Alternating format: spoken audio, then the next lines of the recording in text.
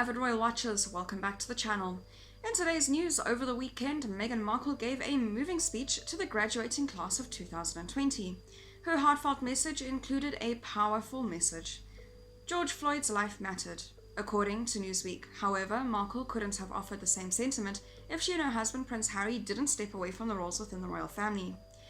Royal protocol states that the members of the royal family aren't allowed to do anything that could be seen as politicizing the monarchy. Dickie Arbiter, Queen Elizabeth II's former press secretary, explains that Meghan's speech would have been pretty impossible to get past all the approval from Buckingham Palace. Meghan mentioned that she had hesitated to bring up the subject of Black Lives Matter during her speech, but decided that the only wrong thing to say is to say nothing. She didn't say nothing. In the end, she mentioned George Floyd, Breonna Taylor, Philando Castile, and Tamir Rice by name. What's happened in the States is an absolute tragedy, and it should never have happened, but unfortunately it did happen.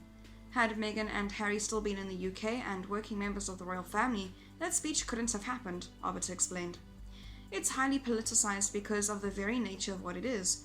It is a social issue for the United States, and it is not for head of state to voice an opinion, whether the Queen or the President of France or whoever. Amid Scobie's, Harper's Bazaar royal editor, stated that remaining vocally non-partisan is part of being a royal. However, with that precedent, Scobie says that now this is not the moment to remain neutral. He explained that protests are happening right now on the royals' doorsteps at Windsor Castle, so it's nearly impossible for the royals to ignore it. Scobie adds that several European royals have stepped forward and made it known that they support the Black Lives Matter movement. While I appreciate the importance of members of the British royal family remaining apolitical and not delving into the political issues of other countries, we need to see the issues of anti-black racism for what it is, a global human rights crisis, which, like in the US, has been the root of so many societal issues in the UK and across the Commonwealth, he said.